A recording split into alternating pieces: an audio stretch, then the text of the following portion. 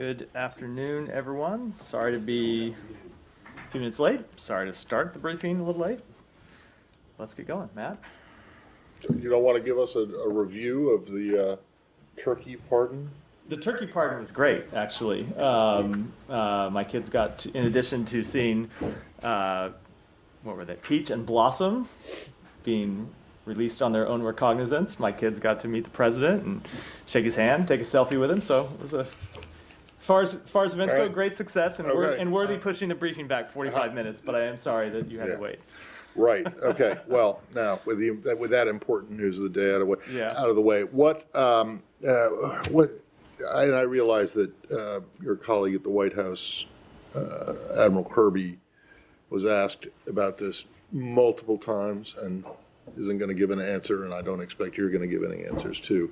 But what is your understanding of the status of this proposal right now? Yeah. So as the Lebanon one. Yeah, I know what you're referring. You won't be surprised that things have not changed markedly in the hour and a half, 2 hours since he spoke to the press. What I'd say is we have made significant progress with getting towards a resolution. That includes progress from where we were when I spoke to this last week, but we're not done yet. Nothing is final until everything is final. We continue to work to try and get an agreement over the line, and we're hopeful we can get one, but we need both of the parties to get to yes. Okay. Do you have, off the top of your head, an idea of how many times you guys, U.S. officials, have said exactly those words as it regards to Lebanon dating back to September, late September, and as it regards Gaza going back to, almost a couple days or a week or so after the October 7th attacks? I can tell you we are painfully aware, because this has been an incredibly frustrating process, both getting to a ceasefire and a diplomatic resolution to the conflict in Lebanon, and also the many rounds of negotiations to get a ceasefire in Gaza.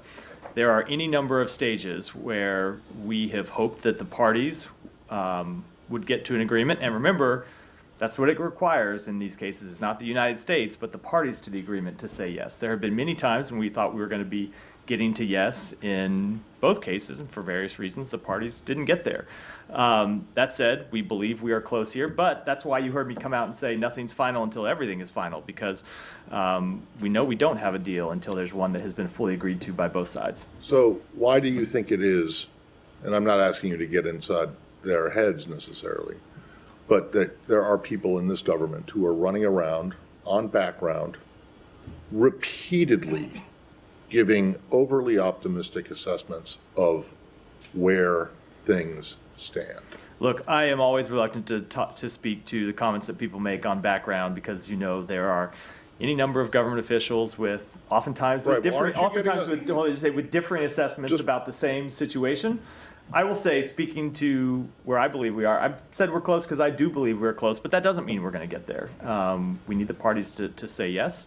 And hopefully that'll happen. Right, but it is becoming increasingly difficult to believe these assessments, because they've been wrong every single time so far. And I realize that you're wrong until you're right.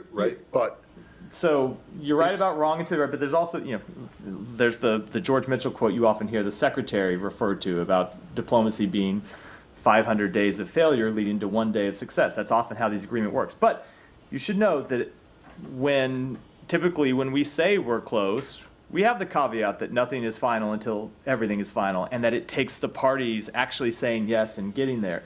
I think you've also heard the secretary say that oftentimes the very last stages of an agreement are the most difficult, because the hardest issues are left to the end. That, of course, is true. Hopefully we'll get there with an agreement. We're pushing as hard as we can to get a diplomatic resolution that would allow these tens of thousands of people in Lebanon and Israel to return home. But ultimately, that's up to the parties, not to us. Simon? If you could speak to in the same conflict, and there was a huge strike on Beirut on Saturday, and some reporting that it seemed to be a bunker buster bomb. Those are bombs that the U.S. has provided to Israel. Do you have any information on whether that was I that don't US have any. provided? I don't have any information on what type of weapon it was that was used. Do you have any concerns about that kind of strike on a residential area of central Beirut? So I can't speak to this specific strike. I don't know what it was that they were targeting. I can tell you that we have been concerned about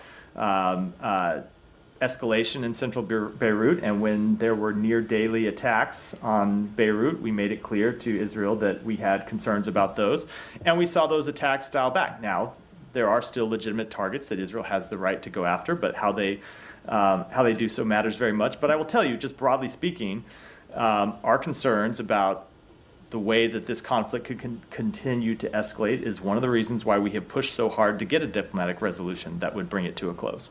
Right. I have other questions, but I'll let Yeah. Thank you. Just sticking to the Middle East, there was a report in the Financial Times that Russia has recruited hundreds of Yemeni mercenaries. I was wondering if you had anything on that. So we have seen those reports of them luring foreign nationals, including potentially Yemeni nationals, with promises of jobs, citizenship, university admissions, to fight in the war against Ukraine. There's nothing that we could really comment on at this point, but I would say that's definitely something that concerns us. We have seen these reports, I should note, not with just with respect to Yemen, but you've seen them at times with respect to other countries, reports that Russia was trying to recruit mercenaries. So it would not surprise me at all, given the desperation that we have seen Russia face, where they've had to recruit a foreign army to come into Russia to join the fight, that they would be recruiting mercenaries in Yemen and beyond, but it's not something I can confirm. Yeah, Saeed, go ahead. I'll come over to this, Michelle. Thank you, Matt. I'm intrigued by the 500. Welcome back, by the way. Thank you. Last week. I appreciate it. Yeah. I'm intrigued by the 500 days of failure. Diplomacy being 500 days of failure and 1 day of success. It was a George Mitchell. We're only 412 days on. So this was so just so you know the full context, if you've heard this, it was George Mitchell's quote. Just real quick. It was George Mitchell's quote with respect to the Good Friday Accords. No, I understand. I'm just saying. I wanted to ask you about your veto last week. I know that my colleagues asked this question. I wasn't here. But I wanted to ask you, what is exactly the language that you would have inserted or added to agree? Sure. To agree on this. Could you share with us? So I did answer this question when Matt asked it to me last week and had a potential suggestion. I appreciate your indulgence in your colleague. I'm more than happy. But I will tell you, I went back after the briefing and looked at the exact language that we had proposed. I'm happy to share it with you because I do still, to this day, fail to understand why it is that other countries on the Council wouldn't agree to it. So one potential language would be demanding an immediate humanitarian ceasefire to include the release of all hostages. Mm-hmm. That's a proposal the United States put forward that was rejected by other members of the Council. Other would be to demand that the parties take immediate steps to end the war, including the unconditional release of all hostages and facilitating extended humanitarian pauses so aid reaches civilians in Gaza. That also was language that other members of the Council rejected. I don't understand why. I can't speak to them, but to me, this seems like unobjectionable language that calls for both an end to the war, a ceasefire, and the release of hostages. But 14 other members found the language to be acceptable. Sure. And, not really, sure. And we disagree about the language that we ultimately opposed. Mm-hmm.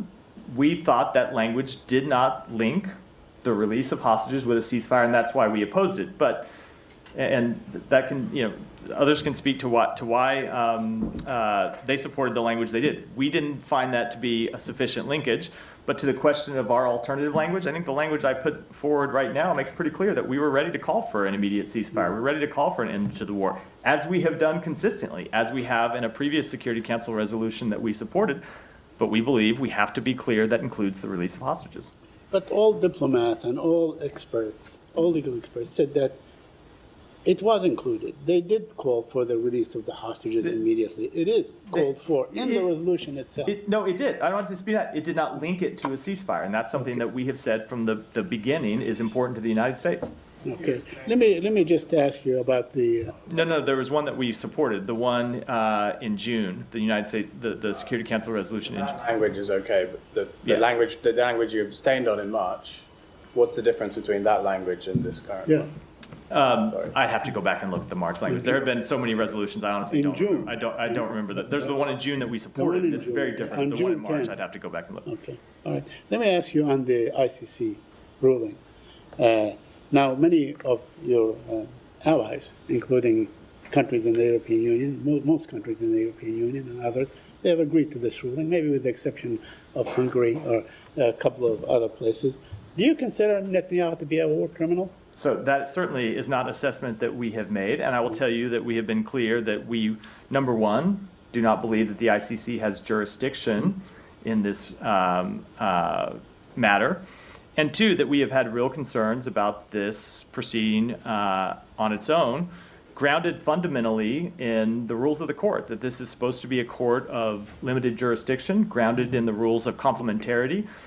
When there are countries that have investigations going on, and we know that Israel has hundreds of open investigations into potential violations of international humanitarian law or violations of the IDF's own code of conduct, that the ICC is supposed to be a court of last resort after those investigations have proceeded. And we have seen them take that seriously in other cases. With respect to Venezuela, for example, where they have waited until the end of a country's proceedings before moving forward, they declined to do so here, and that's why we have the concerns that we have. So you believe that the ICC should continue to do its work? Well, There should not be sort of sanctions or pursued by, I mean, we heard Senator Cotton, for instance, who wanted to invade the Hague. I don't have any comment on the Okay. comments. I'm just saying on that, the lines you hear from the Hill. We are consulting with our allies and partners about this decision and how to respond to it. I don't have anything further Okay, to let me say. ask you one last question on this issue. Yeah. We know that the former, Ghent. You're gonna get a taken question on that one. Go ahead. the former Minister of Defense, Israeli Minister of Defense, will be coming to the United States soon, I guess. Is that just like a message saying your ruling does not apply? The former Minister of Defense? Yes, Mr. Gallant. I'm not aware of his travel, but look, the United States is not a party to the ICC in any event. Was not a party to has never been a party to the ICC. Thank you. Michelle, I said I'd come to next. Questions on Lebanon. First, Israel said yes to the agreement, and Lebanon too, but why you didn't announce it yet? I am glad that you are able to put facts on the table that I have not spoken to. That's what What's was that? reported Oh, today. I know that's what's oftentimes. Oftentimes there are a number of things that there. Those reports been wrong? Yeah, oftentimes there are a number of things reported that either are incorrect or a little bit off. Look, we don't believe we have an agreement yet. We believe we're close to an agreement. We believe that we have narrowed the gap significantly, but there are still steps that we need to see taken. But we hope that we can get there. I asked you this question, and I will try one more time. What role will the U.S. play in implementing the agreement? Look, and you are right. You did ask me that question last week, and I wasn't willing to speak to it because we didn't have an agreement final. We still don't have one final, and until we get one, I'm just not going to speak to any underlying provisions of that agreement. And can the U.S. Observe the implementation of the agreement since you don't have any troops on the ground? Again, when it comes to everything in this potential agreement, I'm just not going to speak to any underlying I will keep details. trying beside the U.S. I do appreciate it. Will France and the UK be part of the commission that will observe the implementation? I think I very obviously have the same answers I've given, or same finally- non-answer I've given in response to the previous Finally, questions. can Syria and the Assad regime play any role in preventing the flow of arms from Syria to Hezbollah? Look, hypothetically, Syria, of course, could play a role in preventing arms from being trafficked through its territory. It's not a role that we have seen them play today, but yes, of course, that's something that they could do. Are you talking to them? No, I don't have anything beyond that. You asked me a hypothetical question. I don't have anything beyond that further. Thank you. Michelle in the back. I want to follow up on Lebanon. President-elect Trump has said that he wants to end that war. Has his team at all been helpful, or would you like them to be helpful to get this across the finish line? I'm not aware of any conversations between our team and his team about this. There may have been, there are a lot of people that claim to be close to the former and future president. There are obviously a number of people inside this administration. I can't rule out that somebody had a conversation at one point, but I'm not aware of any conversation. Look, anything that anyone could do to help get a diplomatic resolution is something that we would support, but I don't have anything specific to speak to.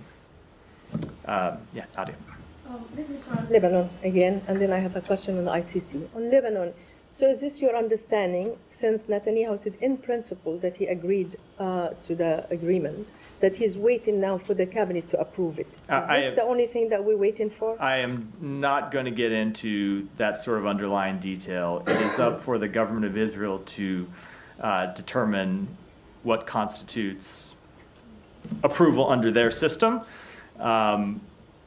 And we do not yet have an agreement between the government of Israel and the government of Lebanon, and we're working to get one.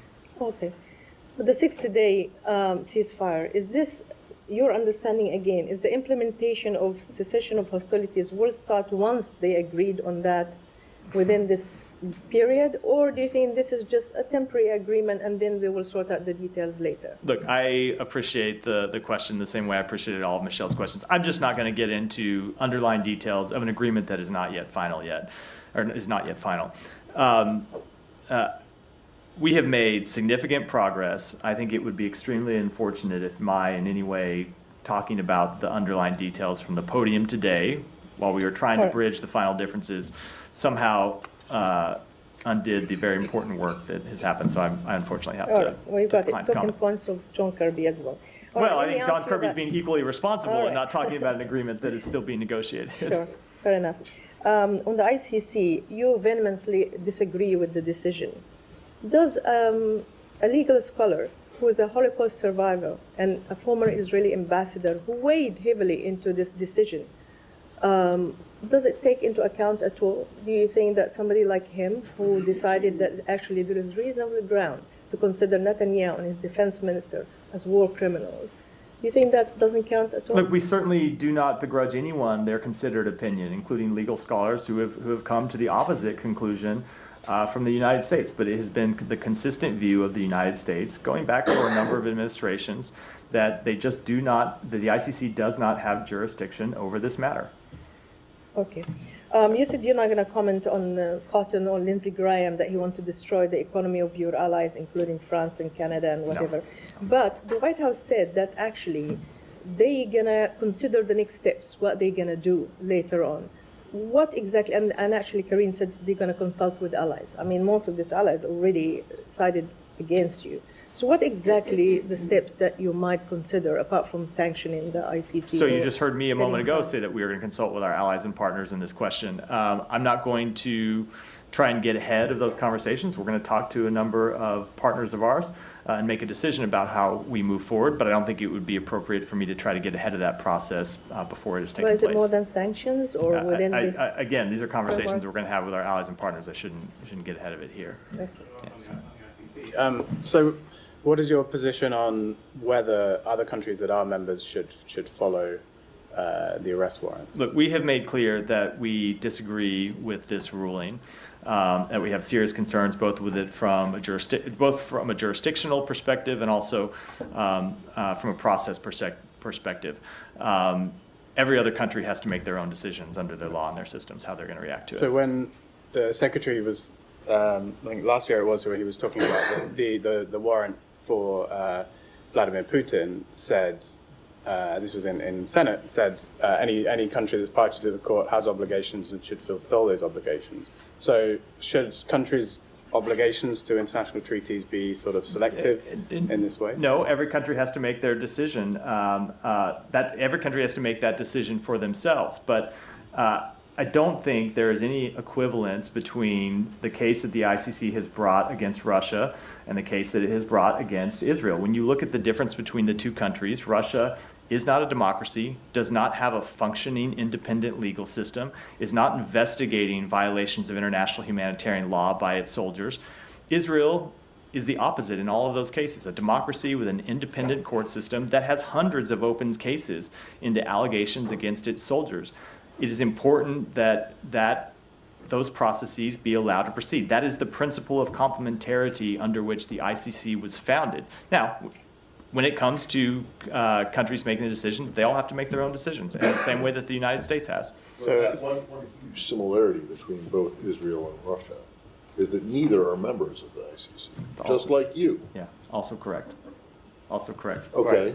well, if they don't have jurisdiction over Israel, Why should they have jurisdiction over Ukraine Russia? is also not. So Ukraine is not a member. Ukraine is a sovereign state, however, that has granted its jurisdiction to another country. I think it might have been Poland, another country, and allowed that country to intervene for them, which is something that sovereign states can do. There is no sovereign state of Palestine. We want to establish a Palestinian state, but that is the fundamental nature of our jurisdictional disagreement with the court on this matter. Okay, it's still your position that other countries, if Vladimir Putin or other Russian official who've been granted arrest warrants against them, come to their countries, they should be arrested. Yes, but that ultimately that is a decision that every country has to make for itself. And this feels like a different universe now, but there was a time when this administration was talking very positively about the ICC. Obviously, the US is not a party, but there was a agreement, or the president granted or asked agencies to share information with the ICC on the Ukraine, on the Russia-Ukraine case. Is that still something that this administration is doing? Are you still sharing intelligence and information with the ICC? I'll have to take that back and get you an answer. I don't have any current read on what our actions have been in terms of supplying them information on that case. Yeah. Can you say that to the ceasefire deal? Yeah. Do you have any further information that you can share about the sticking points? I do not. I do not. Yeah, I do not. It gets into this question that I've declined to answer about underlying details. And has the US been asked by Israel to give a letter of assurances, including for any Israeli military? That also goes to, it's going to be a short briefing if I'm going to be declining all these questions. No, it also goes to the underlying details of the case, of the negotiations, which I just can't in good conscience speak to from here publicly. Yeah. Thank you. So my first question with the ICC, Iran's supreme leader today called for death sentence for Israeli leaders. So I wanted to get your take. And does this kind of position by the supreme leader in Iran increases the tension that U.S. tries to subside in the region? So those comments, I'd say, are unfortunately what we would expect from the leader of a country that is a state sponsor of terrorism. When it comes to tensions in the region, obviously those comments are not helpful. And I would say, as we have said before, that Iran should not further escalate this conflict, should not respond to Israel in any way, should not take any further steps to heighten tensions in the region. Do you have a new assessment of Iran's readiness to retaliate against Israel? I don't. I mean, that goes to the point I was just referring to. So I think we were very clear after Israel took its limited actions several weeks ago now that should be the end of it. That should be the end of direct fire between Israel and Iran, and that remains our position. Iran nuclear talks, it says to begin at the end of this week in Geneva, Iran and E3. Will U.S. be joining even indirectly in those talks? No, we will not be joining those talks. We are closely coordinating with our E3 partners regarding Iran's full implementation of its nuclear safeguards obligations and holding Iran accountable for its failure to meet those obligations. We have made it clear that Iran must provide full cooperation with the IAEA without further delay, and will continue to closely coordinate with the governments of France, Germany, and the United Kingdom. Do you find it to be, your assessment to Iran's response to the censure they received from the IAEA Board of Governors? What was the first part of the question? Do we what? Is it your assessment that Iran's announcing readiness to talk to the E3? Yeah, it was there.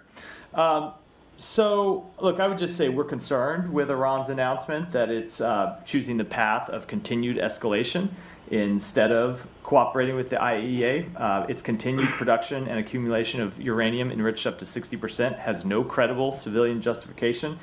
The IAEA Board of Governors has been clear that Iran must provide full cooperation with the IAEA without delay in order to resolve questions related to its legal obligations that have been outstanding for more than 5 years, and we will continue to coordinate with our E3 partners to hold Iran accountable.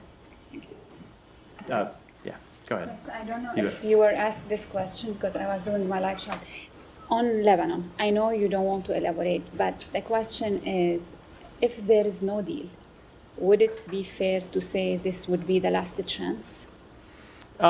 I don't want to speculate about what might happen. We want to get a deal, and we believe that we are close. We will always try to pursue diplomacy to resolve this conflict, but I don't want to speculate about an outcome that I hope. I don't want to speculate about an outcome that we hope doesn't take place, right? We want to get a deal. I don't want to speculate about what would happen if we don't get one. Okay.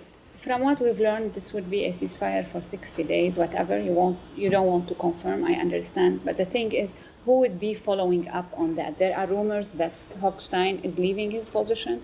So is the State Department going to be involved?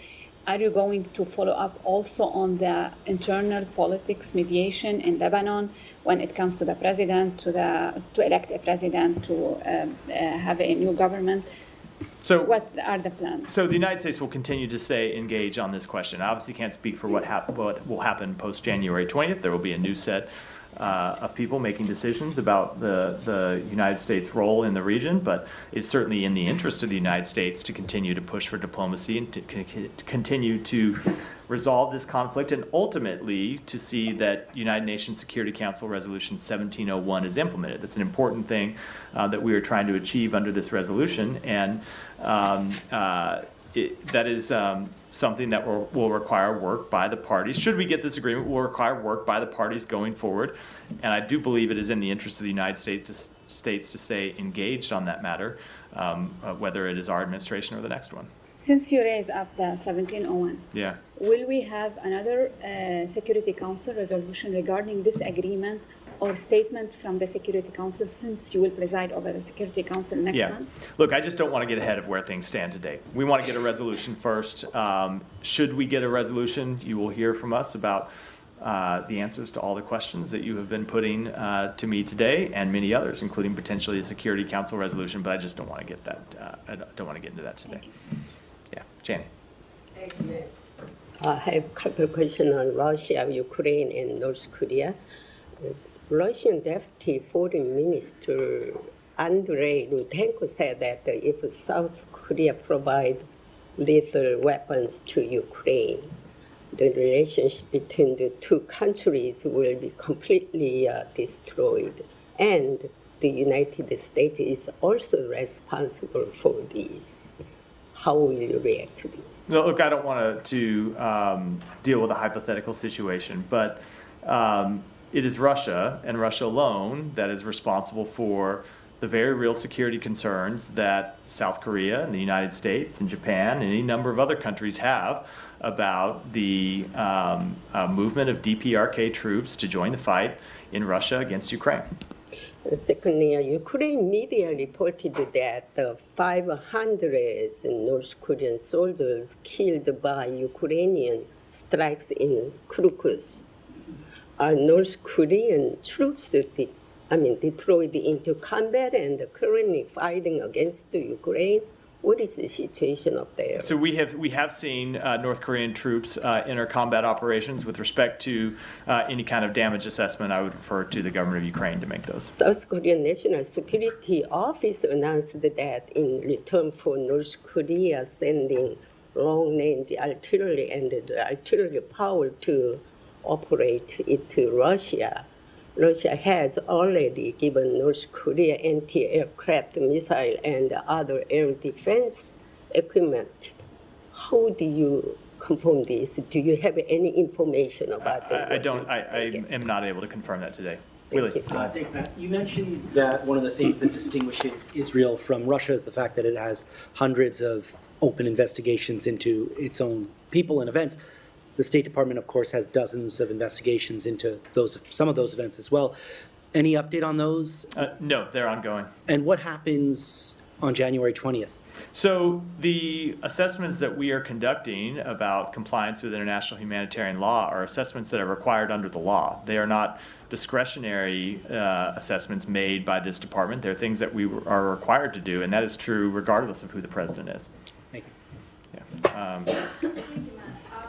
Human Rights Watch has reported today that an Israeli airstrike in Lebanon last month, which killed 3 journalists, constitutes an apparent war crime, and U.S.-made arms were also used in this incident, according to report. Have you seen the report, and is the U.S. assessing the use of its weapons in this incidents like the others, reported other 500 others? So I have seen the public reference to the report. I'm sure there are people inside the administration, inside the department, who have looked at the report. We generally do take these reports very seriously when we see them from non-governmental organizations, but I don't have any kind of further assessment either to the type of weapon that was used or to the nature of the strike itself. And there were similar, reportedly 500 such incidents that were being investigated by the State Department. Any conclusion in any of these? No, just as I said in response to Willie's question, we have a number of assessments that are ongoing. I don't have any further status to update on those. Yeah, thank you, Matt. On the potential Israeli attack in Iraq, the Iraqi government this week, they went to Security Council, the Arab League, and also the Organization of Islamic Cooperation, and there are the Iraqi diplomats saying that they reach out to the U.S.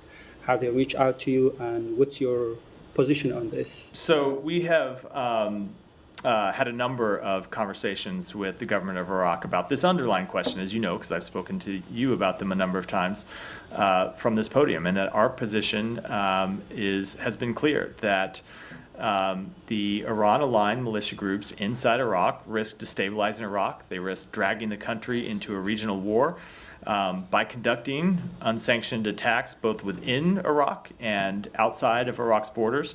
And look, we have a strong security partnership with the government of Iraq, and we have warned them about the dangers posed by armed groups acting independently and against Iraq's interests, and we'll continue to do so. Yeah, these groups, especially Kataib Hezbollah, the Islamic Resistance Group, they issued a statement and they said that they keep continuing attacking Israel. So do you think that Israel has rights to defend themselves against these groups and attacking these groups inside Iraq? So every country has the right to defend itself against terrorist attacks. That's a true statement about every country in the world. But we have been trying through diplomatic engagements as well as through our deterrent activities to prevent an escalation of this conflict and to prevent other countries from being dragged into this conflict. And that, of course, includes Iraq, which is why we have been clear with the government of Iraq that it must do everything possible to prevent these types of attacks from inside its own borders. And lastly, the Iraqi government says that U.S. has an obligation to deter these threats under the third section of the Strategic Framework Agreement between the U.S. government and the Iraqi government. Do you think that you have this obligation to deter these threats on Iraq? I'm not going to speak to that publicly. We'll continue to discuss that with our Iraqi partners. Thank you. Thank you. So there are suicide bombings, sectarian clashes, political chaos, and right now thousands of Pakistani people protesting and clashing with the police force and demanding the release of their political leader. What are your thoughts when you see such kind of country like Pakistan going through such turmoil? Right. So in Pakistan and around the world, we support freedom of expression, peaceful assembly, and association. We call on protesters to demonstrate peacefully and refrain from violence. And at the same time, we call on Pakistani authorities to respect human rights and fundamental freedoms and to ensure respect for Pakistan's laws and constitution as they work to maintain law and order. So U.S. prosecutors have charged Indian billionaire Adani with fraud and bribery. The leader of the opposition in India, Rahul Gandhi, has demanded the immediate arrest of Adani and alleged that Prime Minister Modi is protecting him. Is this something U.S. supports, such as the arrest investigation? Look, that is a law enforcement matter. I would defer to my colleagues at the Department of Justice to speak to it. Yeah. Thank you, Matt.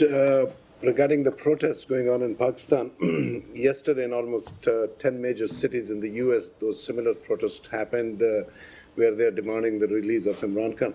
Right now, just 15 minutes ago, 20 people in the protesters were shot.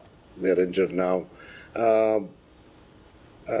Your reaction to that, and how do you see the future of Pakistan? Is it starting to look like Bangladesh or not yet? Look, I don't have any further comment than what I said a moment ago, that we support the right of people inside Pakistan to protest peacefully, and we call on the Pakistani authorities to respect human rights and fundamental freedoms.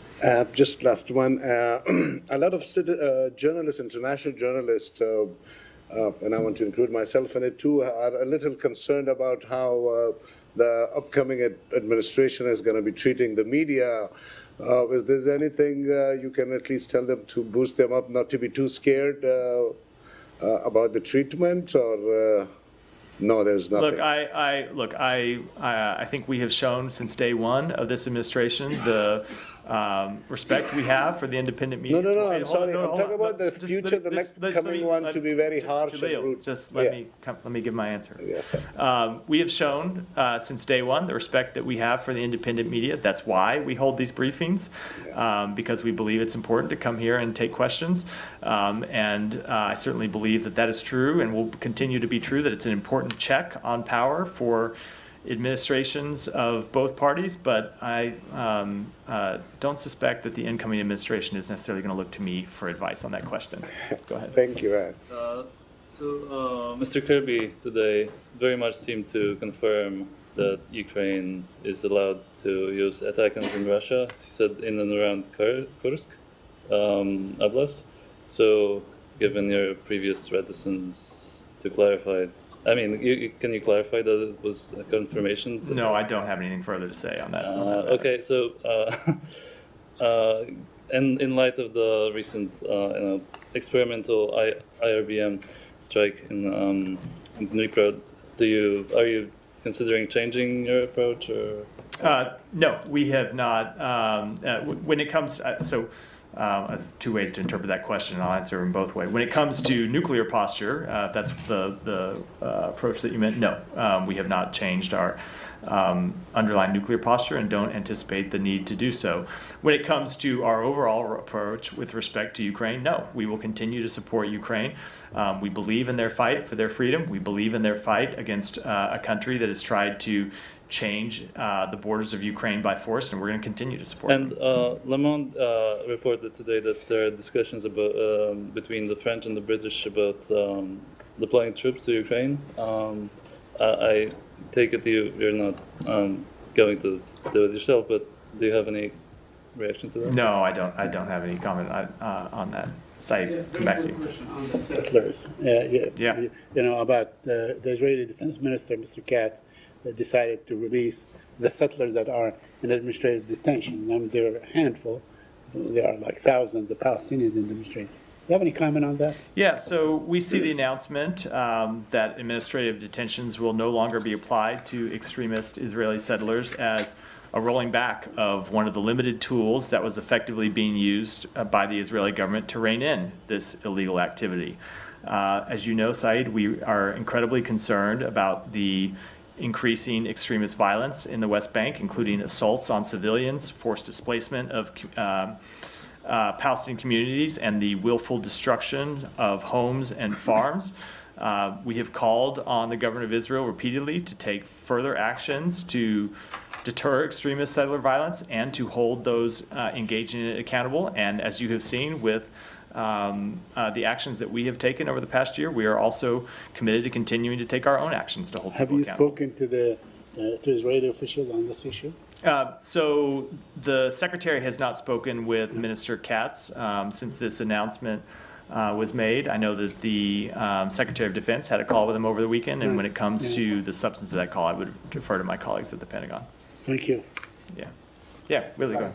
Just on the sanctions, is there anything the State Department can do to calcify the sanctions that you've already put in place?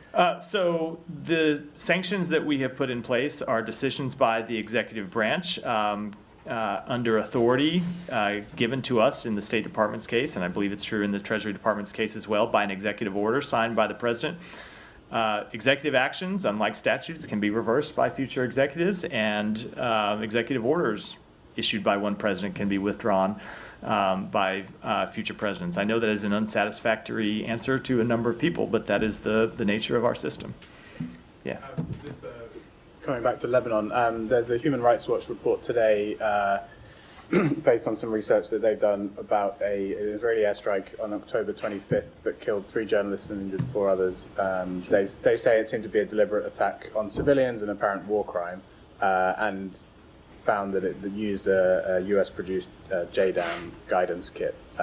Is that something you've looked into? I think that's the same one I got asked about a moment ago when I said that I had seen the reports about it. I'm sure that there are people inside the department who have actually reviewed the underlying report itself that was issued by Human Rights Watch. We take all these things very seriously and look at them, but I don't have any assessment about either the type of munition that was used or the underlying event itself. Yeah, on this incident, specifically on the attack against a journalist. Of course, yeah. Thank you. Of course. Thank you, Matt. The U.S. has an extradition with Turkey, and Hamas leaders are now in Turkey, according to Reuters report.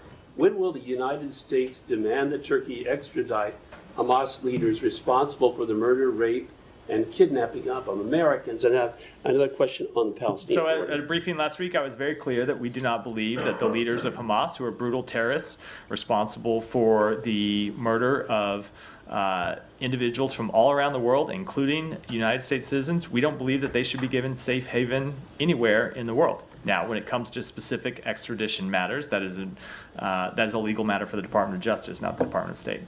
Since the U.S. government has made it clear that it opposes the Palestinian statute that provides a salary for life for anyone who murders a Jew, will the U.S. demand that the Palestinian Authority repeal that law? And will the U.S. sanction anyone who indeed provides a fee for someone who kills a Jew? We have made clear our concerns about that underlying policy, and I never preview sanctions activities from here.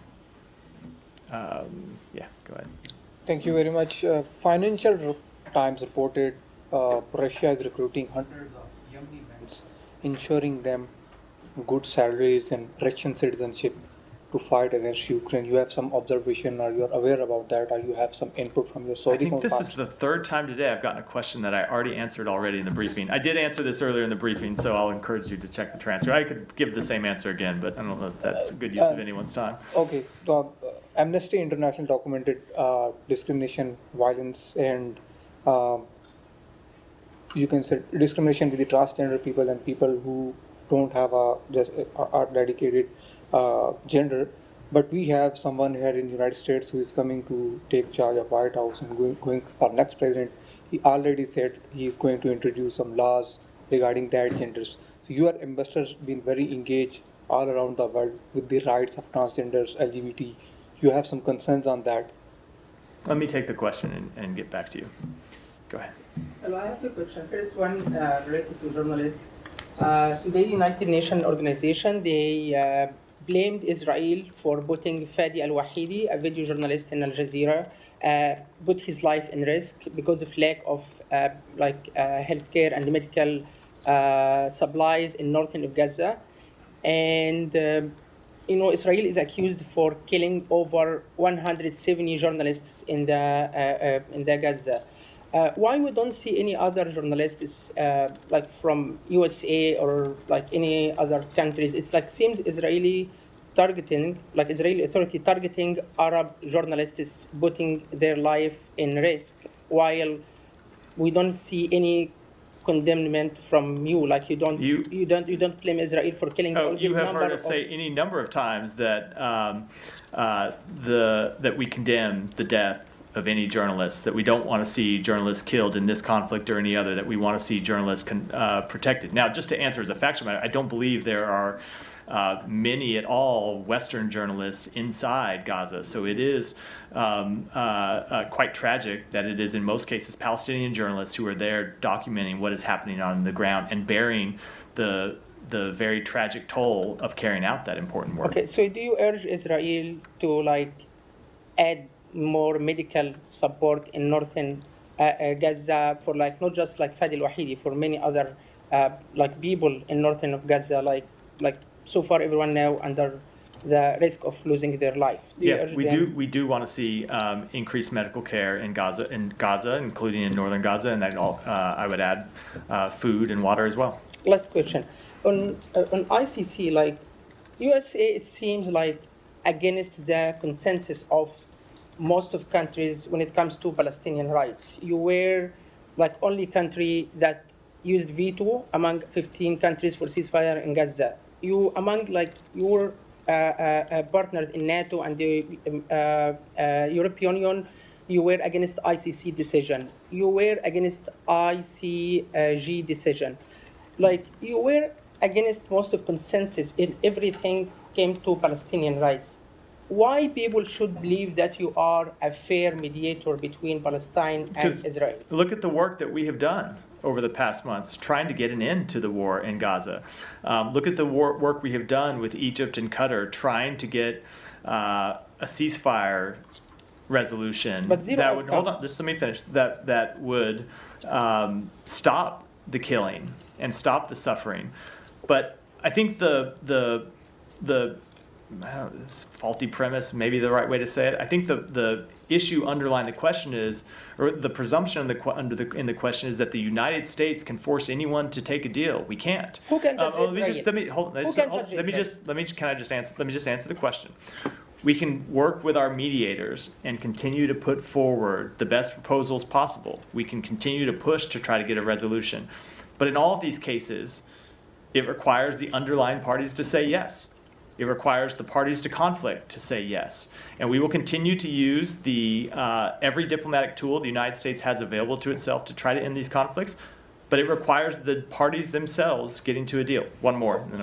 Who can judge Israel? Like which organization in the world can hold Israel accountable for any accusation, hundreds of accusations about journalists, about medical teams, about people, about 70% of who killed in Gaza are women and children. So everyone is able to make their own conclusions. Everyone is able to reach their own conclusions. Countries can make their own decisions. Countries can make can draw their own conclusions about what has happened and make their own policy choices about whether, for example, they are going to continue to work with Israel diplomatically. You have seen countries of the world do that. The ICC can make its own decisions. You have seen the ICC make its decisions. There are decisions that the United States disagrees with, but it did move forward on that decision. So everyone around the world has agency to make their own conclusion or to make their own decisions about the facts of these matters and pursue their own policy choices, and the United States will continue to do that, and of course other countries will as well. With that, wrap for today. You want to? Yeah. Have you heard anything that what happened in kind of a readout from the Quint meeting today in Italy on the day after plan for Gaza?